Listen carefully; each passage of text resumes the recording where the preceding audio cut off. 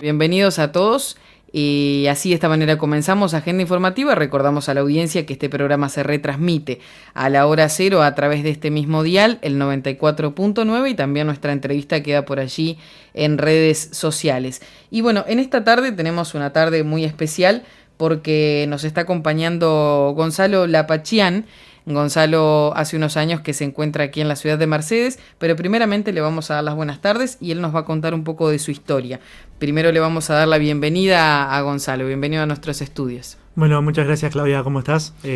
Bueno, muchas gracias por la invitación. Bien, por favor a las órdenes, y nos gustaría que poderte tener en alguna otra instancia. Habíamos estado hablando un poco allí fuera de micrófono en los proyectos que están pendientes y ojalá se puedan concretar y poderte tener, entrevistarte para cuando tengan esos proyectos ya culminados. Sí, como no, estamos a disposición para cuando se dé la circunstancia, estar presentes y contar un poco lo que tenemos pensado, ¿no? Bien, Gonzalo, 29 años Gonzalo, y él nos va a contar cuál es la historia de su vida, porque él es una persona ciega, creo que está bien así y no el término no vidente, ¿verdad? Estamos en lo cierto, sí. Bien. Yo siempre doy el ejemplo de una persona no vidente, y digo, tú Claudia sos una persona no vidente, ¿y por qué me decís Gonzalo? Y bueno, sos una persona que no ve el futuro. Exacto. Digo, si sos vidente, avísame y hacemos negocio. Es cierto. Pero si sos vidente, son personas que el futuro, entonces... Sí, digo, el término viene desde antaño. Exacto, entonces empezar a usar la terminología de cómo corresponde. O sea, a veces en el sentido para que suene bonito, entre comillas, sí, utilizamos el no vidente o el invidente. Uh-huh. Entonces, no, en realidad, ante todo, es una persona. Exacto. Luego, tiene una discapacidad, en este caso es una discapacidad visual. Entonces, esta es una persona con discapacidad visual o una persona ciega. Exacto. Bueno, qué mejor explicado que así. Y Gonzalo, contanos un poco cuándo te sucede a vos esto. A mí me detectan la enfermedad, es una enfermedad congénita, se llama retinosis pigmentaria. Uh-huh. Me la detectan a los 2 años de edad. Y bueno, fue progresivo y a los 19 quedé ciego. Es una edad que saliendo un poco, ¿no? Ya joven y en proceso de... Y bueno, y en realidad tuve la oportunidad de poder ver varias cosas durante esos años que tuve visión. Y bueno, después de eso empecé a tener visión nuevamente, pero empecé a ver las cosas de diferente manera, ¿no? Bien, ¿y pudiste estudiar? ¿Pudiste terminar de estudiar bien o te dificultó en todo ese proceso? Y me pasó más que nada en los últimos años de secundaria, que ahí se me empezó como a agravar el tema de la visión. Y por darte un ejemplo, de cuarto a quinto, en quinto, por ejemplo, el pizarrón ya no lo vi más. Uh-huh. Y ahí fue como bastante complicado el tema de matemática, por ejemplo, de humanístico, que claro, se me hizo más complejo el no darme cuenta de seguir los razonamientos o si no, por ejemplo, el tema de los polinomios y cosas así, uh-huh, que era algo más visual, que una cosa es que te lo explique el profesor ya, o un compañero que ya esté escrito, a ver el procedimiento de cómo lo va haciendo el profesor. Claro. Entonces, bueno, quinto y sexto fueron como los años un poco más complejos por ese sentido, ¿no? A su vez, si bien yo escribía en tinta, sí, pero en los exámenes era como un doble, porque a veces como no me entendían la letra, me llamaban a un oral. Entonces, claro, digo, aparte creo que eran 3 horas que teníamos para hacer el examen, algo así, y después era como doble carga emocional. Y después en sexto me pasó que directamente los hacía orales, pero tenía 3 horas hablando. Claro. O sea, entonces se me hacía un poco cuesta arriba, y bueno, quedé bastante agotado. Después hice un año de la carrera de comunicación en Montevideo. Uh-huh. Después, bueno, no me enganchó mucho por el tema de que era mucha gente y demás. Después empecé psicología, hice 2 años de psicología y era como más de lo mismo, y la verdad que estaba como muy cansado de luchar con los docentes y bueno, un poco de todo, porque... Claro, estudiar en grupos grandes era el problema. No, o sea, en realidad no, porque hay personas ciegas que son abogadas, que son psicólogas y demás. Yo tuve una vivencia media personal en el sentido de que siempre tuve que lidiar con los docentes o con las instituciones, y entonces me quedé un poco agotado. Y bueno, o sea, a ver, no es que todos los docentes no se podían como adaptar, sí, entonces tenía docentes y docentes como en todos lados, sí, ¿no? Sí. Entonces era como que tenía que lidiar nuevamente con todo lo anterior y tal, la verdad que me agotó un poco. Y bueno, opté por capacitarme en otros cursos y en otras cosas un poco más personalizado. Bien, o sea que hasta los 19 años eras un Gonzalo. Después de los 19 años que comenzaste a ver la vida de otra manera y la manera de moverte, ahí comienza otra etapa de tu vida. Contanos un poquito. Sí, en realidad lo que me sucedió más que nada es como tú decís en sí. Es otro Gonzalo en el sentido de que cuando yo era una persona con baja visión, tenía como las cosas a medio definir. Ujú. Y yo cuando quedé ciego como que empecé a definir más cosas. Yo en el año 2010, yo empecé a hacer una rehabilitación visual, se llama, en el Instituto Tiburcio Cachón de Montevideo, porque yo soy de Montevideo, me vine para Mercedes. Sí.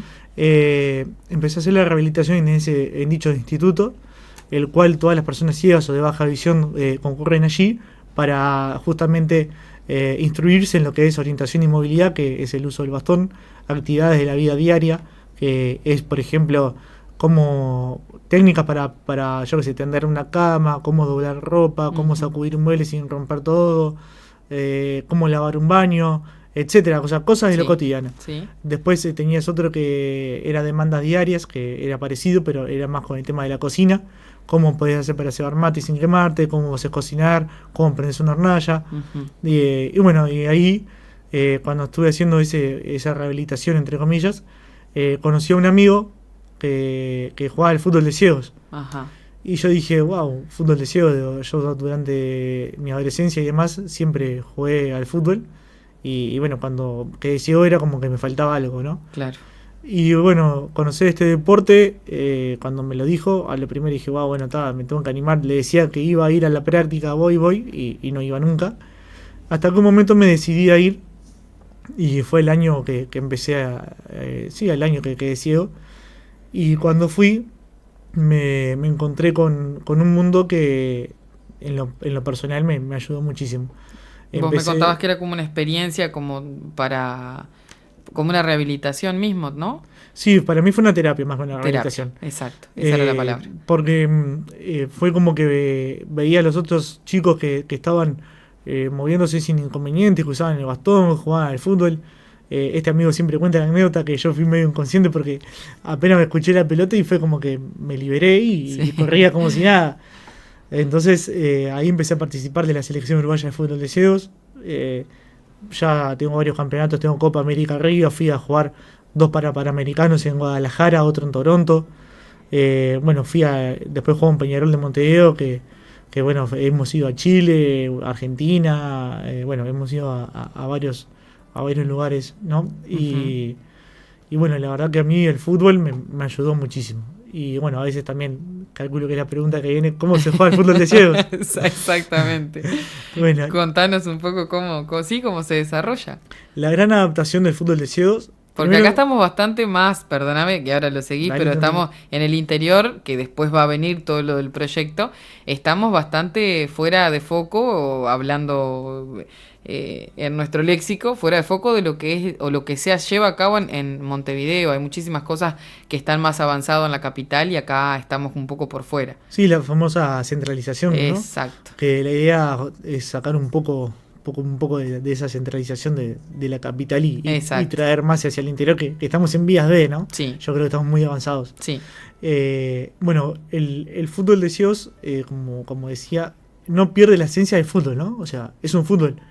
Te enojás, disfrutás, es fútbol. La única adaptación mayor... La adrenalina está. Exacto. La única adaptación mayor es la pelota, que es una pelota sonora. Ajá. Que tiene cascabeles en lo que es entre el cuero y la cámara de la pelota. Bien, es una pelota pesada, como el tamaño de una pelota de futsal. Se juega de a 5. Sí. Bien, el arquero es el único jugador de campo que puede ver. Bien. Entonces, ¿cómo hace el ciego para meter goles? Y bueno, se hacen goles, ¿sí? Sí. La cancha tiene una medida de 40 metros por 20.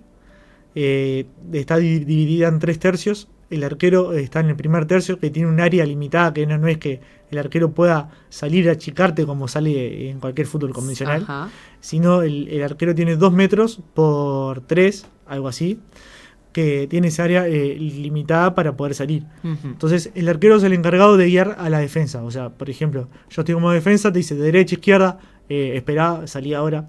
Claro. El técnico está en la mitad de la cancha, del lado de afuera, guía a la mitad en términos generales. Por ejemplo, bueno, esperen, salen por derecha, salen por izquierda, ordena, ¿no? Bien. Detrás del arco contrario tenemos otro guía que guía lo que es la delantera. Entonces, por ejemplo, te dice derecha, izquierda, seguí, pegale. Es como nuestra referencia para ver dónde está el arco contrario. Ujú. En los laterales tenemos vallas inflables o puede ser descompensado, que tienen 1,20 m de altura, una inclinación como de 45 grados hacia afuera para evitar el choque de rodillas y lesiones. Sí. Y eso se utiliza como referencia para la que la pelota no se vaya para afuera y sea un juego más dinámico. Solo hay saque de arco o córner.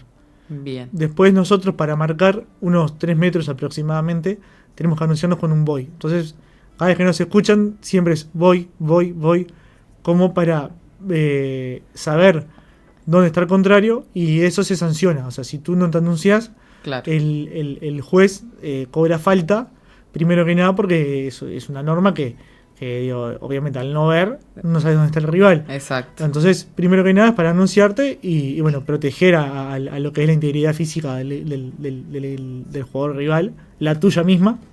Y bueno, y ahí cuando te escuchás ese voy, empezás a hacer la maniobra para sacarte el jugador de encima, ¿no? La verdad que perfecta la explicación porque no tenía ni idea y me imagino que debe haber audiencia también que por ahí desconocía la manera en la que, porque uno conoce solamente el fútbol de lo que nosotros hemos visto, pero no hemos participado, yo por lo menos en lo personal no he participado ni siquiera de verlo en la tele, ni en los Panamericanos y bueno, así que gracias por la explicación y me imagino que debe ser muy interesante de ver y es algo para aprenderlo y nosotros no estar ajeno a todo eso. No, sin duda, igualmente suena más complejo de lo que lo estoy, o sea, suena más complejo de lo que lo estoy diciendo, claro, de lo que es en realidad. O sea, es mucho más sencillo. Igualmente acá en el año 2017, por septiembre de 2017, hicimos un partido en el Club Remero, Ajá. Peñarol contra un equipo argentino, y anteriormente habíamos hecho una exhibición de la selección uruguaya.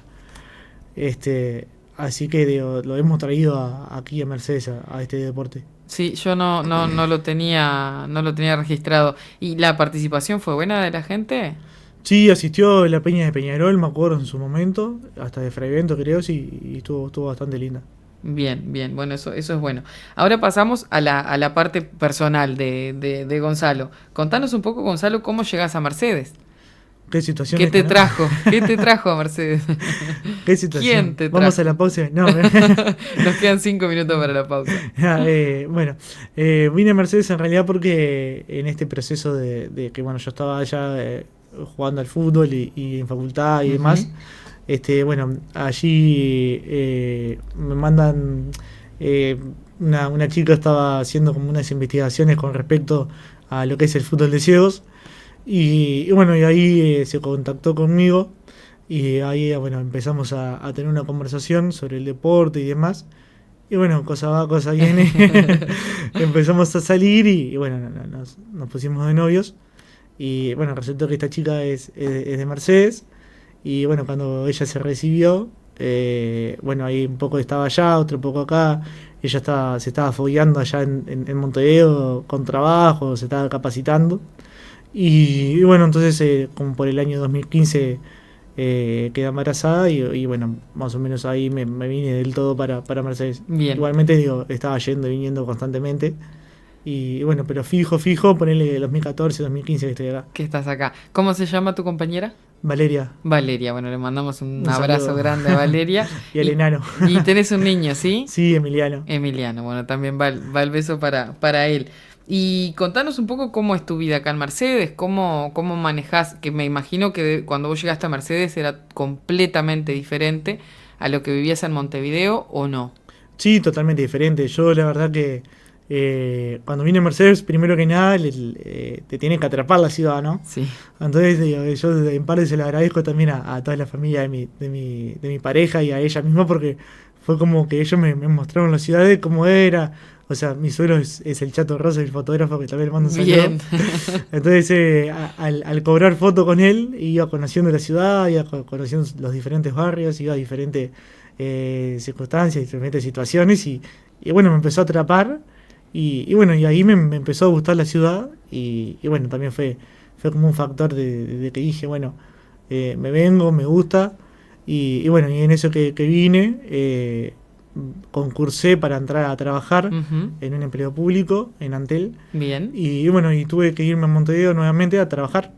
¿Y a capacitarte o empezaste en Montevideo a trabajar en Antel? Claro, empecé en Montevideo. Yo estaba en un área que era el área de capacitación de Antel, de desarrollo humano.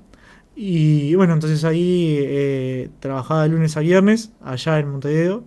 Y los viernes cuando salía a trabajar me venía corriendo a verlos a ellos. Y sí. Y después en la madrugada del lunes me iba a 3:40, llegaba a las 7 y entraba a 8:30 a trabajar, así que estaba constantemente yendo y viniendo.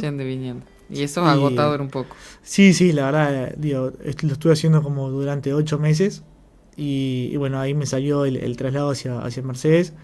Y que también le mando un saludo a todos mis compañeros de Antel de Mercedes. Sí. Me vine para Antel de Mercedes, que me recibieron de lo más bien.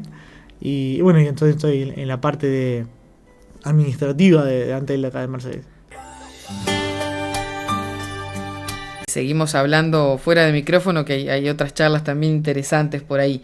Pero vamos a hablar de cómo es vivir con discapacidad aquí en Uruguay y bueno, y específicamente en Mercedes, que Gonzalo nos contaba antes de la pausa que fue un cambio prácticamente rotundo de lo que él vivía o hacía en Montevideo y venir para Mercedes, que por ahí en las ciudades del interior hay más limitaciones. Sí, bueno, un poco como estuvimos un poco hablando. Lo que yo creo me pasa en particular, que es mucho más sencillo, obviamente, por un tema de población, trasladarse aquí en Mercedes que en Montevideo, ¿no? Claro. Entonces eso te tolera un poco más. El tema de la discapacidad en general en Uruguay, como yo veo que hubo un gran avance estos 15 años, con muchas cosas que se hicieron para las personas con discapacidad, por ejemplo, algo que yo te nombraba, la ley del 4% para las personas con discapacidad en los empleos públicos, lo que se estuvo logrando y se logró el tema del 4% también en lo que son los empleos privados. Es un privilegio que tenemos que seguir luchando para mantenerlo, sostenerlo, primero que nada, y luego seguir obteniendo más metas y no perder lo que ya conseguimos, ¿no? Digo, que se sigan logrando esto y capacitando a personas con discapacidad y que se vean a las personas de discapacidad con igualdad de condiciones. Exacto. O sea, que se nos vean como personas capaces de tener una familia, de conseguir un trabajo, de mantenerse, de vivir solos. Entonces, que esa esencia no se pierda, que se siga por ese mismo camino y que sea, si bien queda mucho camino por circular, sí, y queda mucho por corregir, creo que lo que tenemos y lo obtenido, no perderlo, sino por eso un poco de hincapié en esto de mantenerlo, ¿no? Sí.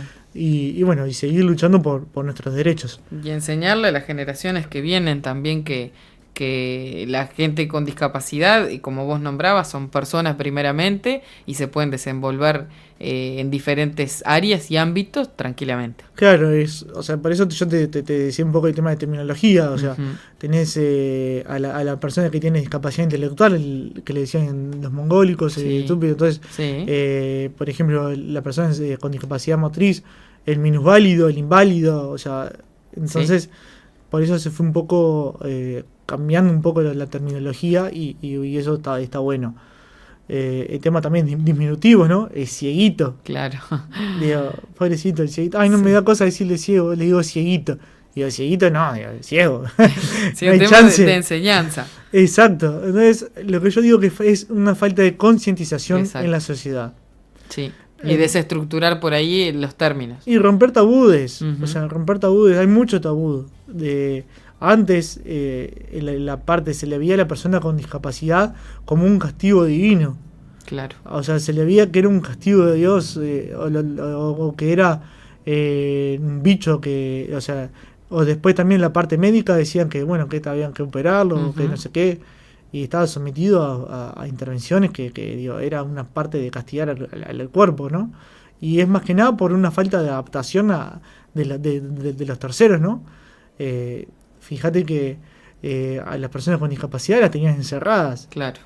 Y a veces hay varias ciudades del interior que todavía eso sigue existiendo bueno, pero como te digo, se ha corregido muchísimo. Sí, o por ejemplo se trataba a todos dentro de un mismo salón, por decirte algo, todos los ciegos para un lado y la gente que no era ciega para el otro.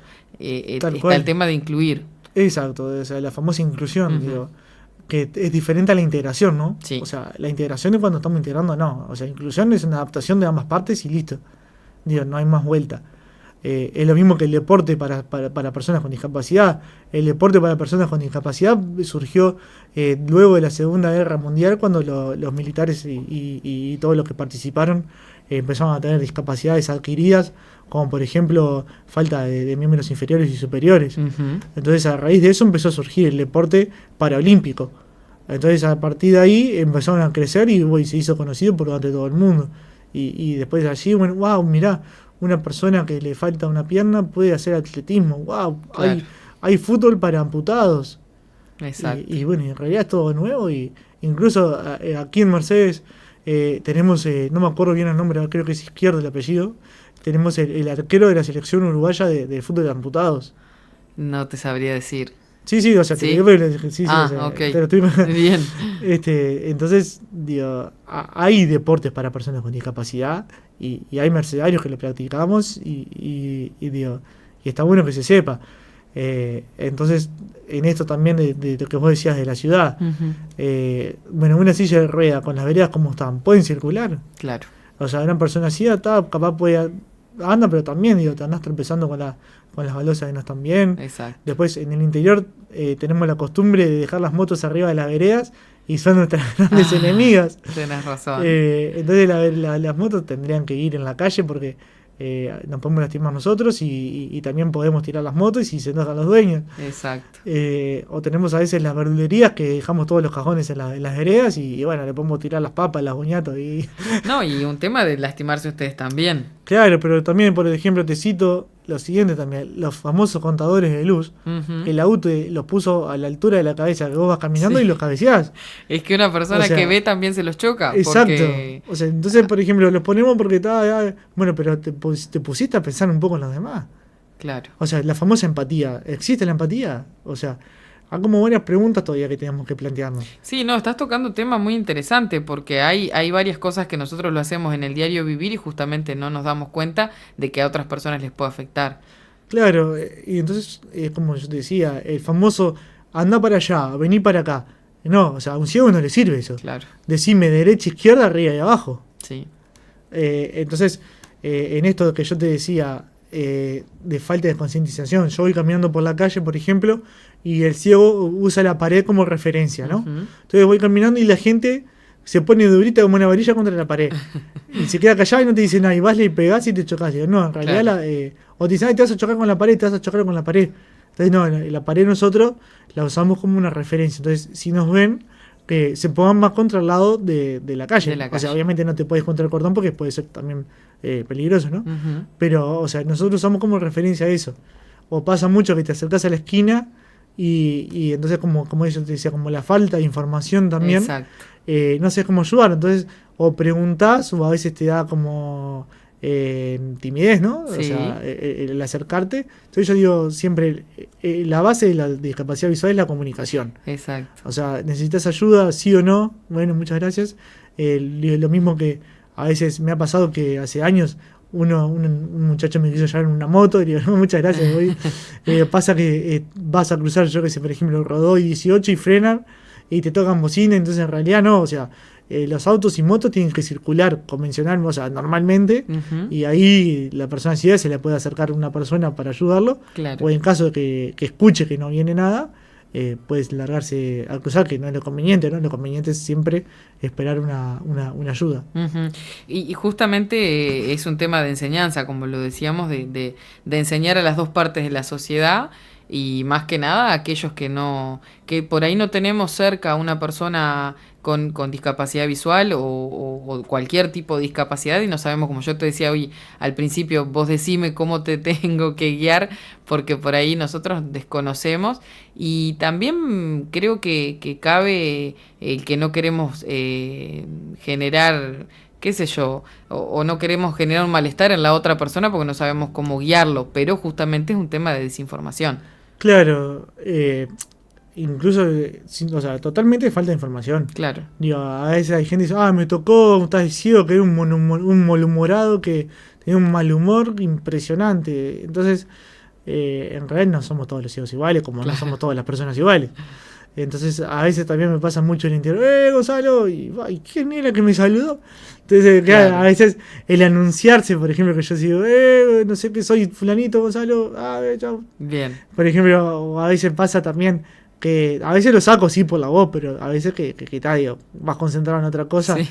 O mismo, mira, me ven sin bastón o algo, este es un bruto macanudo, mira, ni me saludó. Y claro, en realidad si no te anuncias yo no te veo. Exacto. Entonces, siempre está bueno, por ejemplo, si estamos aquí ahora en el estudio y entra alguien y entonces si él no me saluda, yo no me voy a percibir que está aquí. Sí. Es lo mismo que si yo estoy hablando contigo ahora, Claudia, y te vas, y yo quedo hablando, sí, Claudia, ¿viste eso? Sí. Y quedo cric. Entonces, pará, Gonzalo, que ya vengo. Ya volví, Gonzalo. Digo, anunciarse cuando entras, cuando salís, eso por eso digo que la base es la comunicación. Exacto. Vos sabés que hoy nombrabas algo del tema de los derechos y hay muchísimas cosas que se han hecho en estos 15 años, como bien lo nombrabas, porque es parte del gobierno que está aún de turno, que creo que ha avanzado muchísimo y es algo que es de reconocer porque es una de las bases principales. Lo hemos visto avanzar a pasos agigantados, porque eso sí yo lo reconozco, pero ¿qué es lo que falta? ¿Qué es lo que le falta? ¿Qué es lo que te falta a vos? Una persona que sos ciega, ¿qué es lo que te estaría faltando? Obviamente que siempre van a haber cosas que están faltando, pero ahora, por ejemplo, ¿hay algún proyecto pendiente con todas las personas ciegas? Y mira, más que nada esto es un punto totalmente personal, ¿no? Sí. Primero que nada creo que tenemos eso, como tú decías, valorar la parte humana y los derechos que se han obtenido, ¿no? Luego yo creo que lo que más hay que trabajar es la parte de accesibilidad en la parte vial. Bien. O sea, si bien tenemos mucho, o sea, como dice, hacer inclusiva la ciudad. Bien, porque la infraestructura. Exacto, porque yo creo que la parte humana está súper avanzada, como decías, y tenemos que seguir trabajando para vernos todos en igualdad de condiciones, ¿no?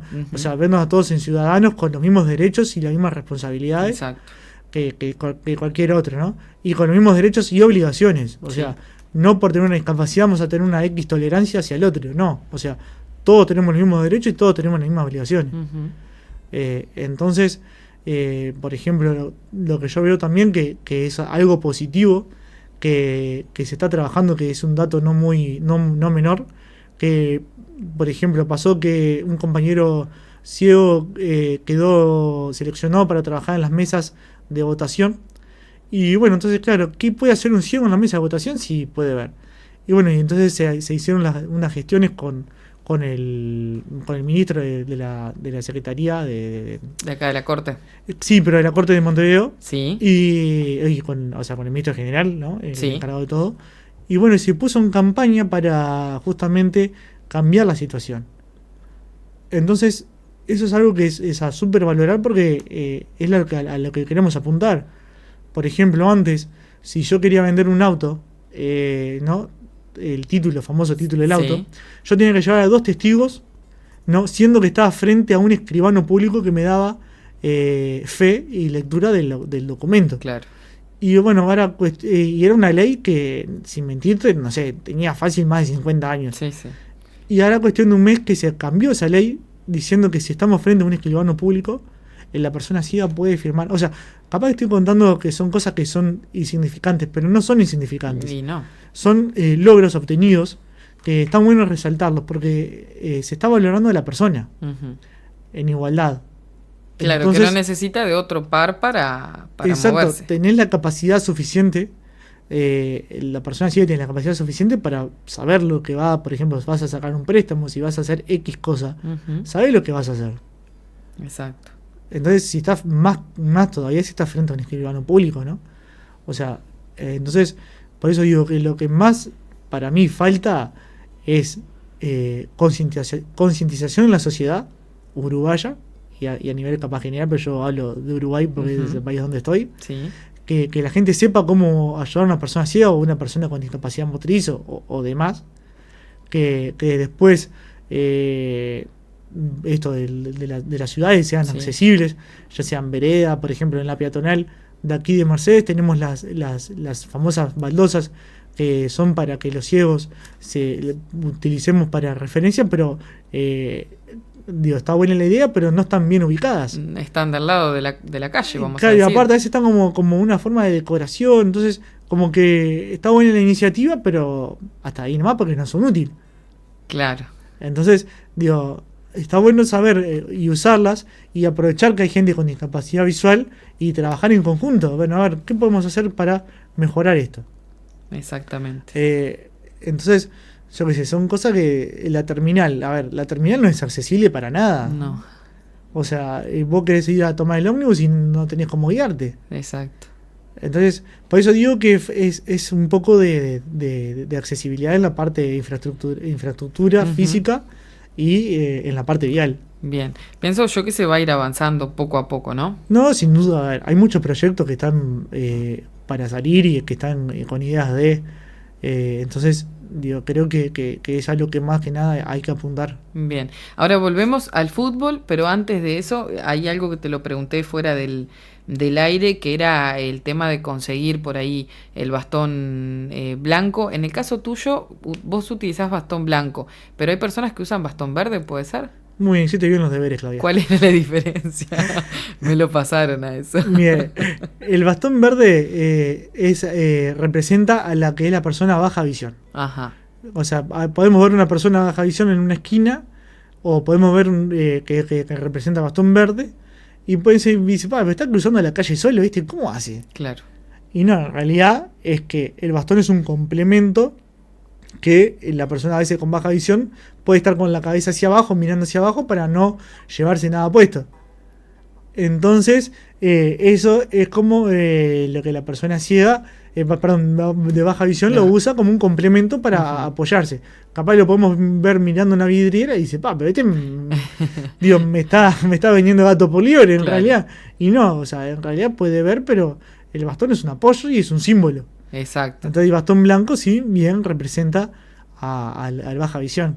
Ahora, lo que tú ibas, ¿dónde podemos obtenerlos? Bueno, ahora hoy en día hay una instructora que se llaman así, de orientación y movilidad, Sí. que es una persona encargada de enseñar el uso del bastón y demás, que la contactamos a través del MIDES Ujú. y ella es la que hace todas las gestiones pertinentes para conseguir un bastón previamente a una evaluación, ¿no? Bien. Y también el tema de las pelotas, por ejemplo, que vos hablabas de las pelotas que son con sonido, y también lo otro que te preguntaba era el software, porque vos trabajás con un software especial en tu computadora, en una computadora común y corriente, pero tiene un software diferente. Hablábamos de que no son cosas fáciles de conseguir, ¿verdad? Bien, con respecto a las pelotas, acá en Uruguay no se fabrica. Así que, gente, si hay alguien que tenga una idea de cómo fabricarlas, se puede. Sí, por favor, sí, por favor. Se consiguen lo que es en el exterior, Argentina, Brasil, Dinamarca, Colombia o fuera de Uruguay. Acá en el momento no se fabrican las pelotas. Después de software, sí, es una licencia bastante cara que hay que conseguir para poder trabajar con el mismo, ¿no? O sea, yo manejo la computadora con comandos del teclado diferente a una persona convencional que la usa con el mouse. Claro. Entonces ese lector se llama JAWS, J-A-W-S o NVDA. Entonces ahí, bueno, nosotros lo utilizamos para justamente trabajar con la computadora en igualdad de condiciones. Claro. ¿Alguna vez usaste braille? Mira, yo cuando empecé a hacer la rehabilitación aprendí braille, pero yo todavía veía algo. Claro. Entonces todavía me apoyaba en la tinta. Si bien aprendí el braille por falta de práctica, no me acuerdo prácticamente de nada. Bien, así que es todo hablado. Sí, no, y después está, obviamente, con la computadora, viste que digo, ha sustituido muchísimo el braille. Sí, y ahora también la tecnología, los celulares Exactamente. los celulares que hablan, el sistema del teléfono que te Claro. permite que puedas escuchar. Tal cual. Bien, ahora sí, nos quedan 5 minutos para terminar y en estos 5 minutos me gustaría que puedas desarrollar un poco, seguramente no te va a dar, pero que puedas desarrollar un poco el proyecto que vos tenés para acá, para Mercedes, en cuanto al deporte. Bueno, la idea mía del proyecto es la siguiente, es hacer el primer equipo de fútbol de ciegos del interior, que sería el primer equipo de fútbol de ciegos del interior del Uruguay. Al momento en Uruguay solo existe Peñarol, como que dice oficializado de Peñarol de Montevideo, que yo juego ahí. Bien. Y después se está por largar otro que es Comensoro Universitario. Ajá. Y sería el primer equipo del interior, el que tengo pensado hacer. Ya tengo como bastante avanzadas las conversaciones, viste como parejo, ¿no? Sí. Paco Casal de fútbol de ciego. Con un par de instituciones de aquí de Mercedes. Está bien, son los contactos creados, hay que utilizarlos. Sí, entonces la idea mía es, reclutar a todas las personas ciegas del departamento, Sí. ya sea Cardona, Rodó, Egaña, Rizo, Palmitas, Dolores, Villa Soriano, Soriano. sí. Digo, de donde haya una persona ciega entre 15 y 35 años, Ajá. que se contacten conmigo, porque la idea es justamente formar el equipo y llegar a formar, que es un poco a lo que todos los jugadores ciegos de acá de Uruguay pretendemos, que se forme una liga uruguaya de fútbol de ciegos. Bien, y ese proyecto vos lo presentaste a una institución. En realidad, claro, lo que yo hice más que nada, hablé con los representantes de la institución, Sí. le planteé la idea mía, les gustó, y lo que pasa es que se me ocurrió un poco más como por octubre, noviembre, entonces viste que a veces estamos ya empezando a cerrar el año, entonces, Sí. y lo dejé un poco como en pañales hasta que retomemos un poco el año que viene, si Dios quiere, con fuerza y terminar de cerrarlo. ¿Y ya hay gente interesada? Sí, tenemos para armar un equipo ya. Ah, mira qué bien. Pero no tenemos suplentes. Está el equipo y no se pueden cansar. No te puedes lesionar tampoco, entonces la idea es seguir reclutando más jugadores. De entre 15 y 35. Sí, o menos también. Ah, bien. Digo, 15 porque ya podés jugar en primera, por Claro, decir de una manera. claro. Pero también si tenemos edades menores para formar una escuelita, bienvenido sea. Bien, bueno, bárbaro. Gonzalo, muchísimas gracias, estamos a casi 2 minutos de terminar. Muchas gracias por habernos permitido esta entrevista, la verdad que muy lindo, y como te decía hoy al principio, que no sea la primera, sino que ahora cuando retomen el oficio todos los entes que comienzan, qué sé yo, junta departamental, el cambio que se hace también en las diferentes direcciones de MIDES, qué sé yo, que se puedan y ustedes puedan empezar a retomar tal vez ciertos proyectos, que todo esto pueda surgir y puedan formar un buen equipo, puedan formar algo para que, realizar los sueños, porque me imagino que deben haber muchísimas personas que, mira, ahora pensando y hablando, ¿puede ser mixto o es solamente masculino? Al momento es solo masculino. Ah, bien. Bueno, ojalá que lo puedan realizar. Sí, primero que nada, gracias a vos por el espacio, por la invitación, y un poco siguiendo la línea que mencionabas, que las nuevas direcciones y los nuevos y las nuevas ¿cómo decirlo? O sea, como que las nuevas personas que estén Sí, a las cargo, autoridades. exacto, las nuevas Sí. autoridades que sigan con esta misma línea del apoyo a la discapacidad y que se siga trabajando para mejorar. Ojalá que sí. Bueno, a toda la audiencia, gracias también por estar allí del otro lado, y Gonzalo, nuevamente gracias. Bueno, muchas gracias también para todos por escucharnos. Y feliz año, Gonzalo. Y feliz año también para... Porque estamos en el último día Es ya. verdad, feliz año para vos y feliz año para toda la audiencia.